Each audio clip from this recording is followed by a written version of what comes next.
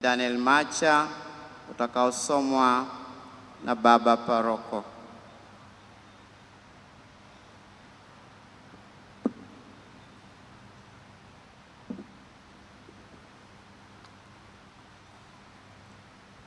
Ishara ya kwanza ni kitambaa cheupe. Katika ubatizo, Padre Daniel Macha alimvaa Kristo. Tunamwomba sasa Mungu ili sasa akuvike utukufu wake kwa njia ya mateso, kifo na ufufuko wake Bwana, na kufurahia utukufu wake milele. Biblia Takatifu. Katika uhai wake, Padre Daniel Macha alikuza na kutangaza Injili ya Kristo. Tunamwomba sasa Kristo amlaki kwa maneno ya uzima wa milele akimwambia, njoo ewe uliyebarikiwa na Baba yangu. Msalaba na rozari.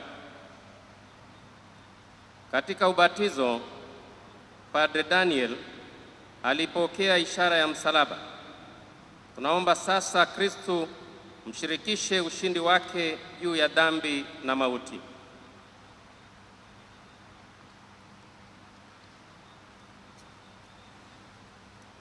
Kalisi takatifu na ibada ya misa.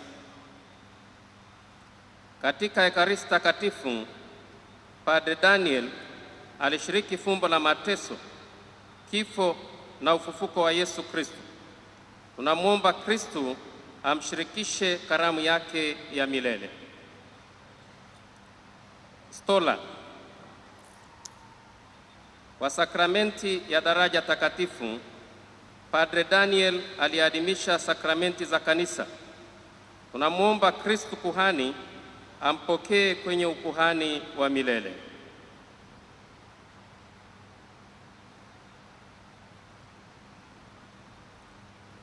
Kitabu cha mwongozo wa maisha, yaani kanuni za shirika.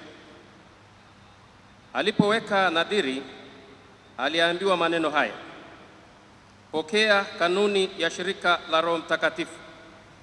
Kwa neema za Mungu, uishi na kuifuata kiaminifu mpaka mwisho wa maisha yako yote. Padre Daniel alijitoa kikamilifu kuufuata mwongozo wa maisha ya kitawa. Tunamwomba Bwana Yesu amsamehe pale aliposhindwa kuishi kikamilifu kama binadamu.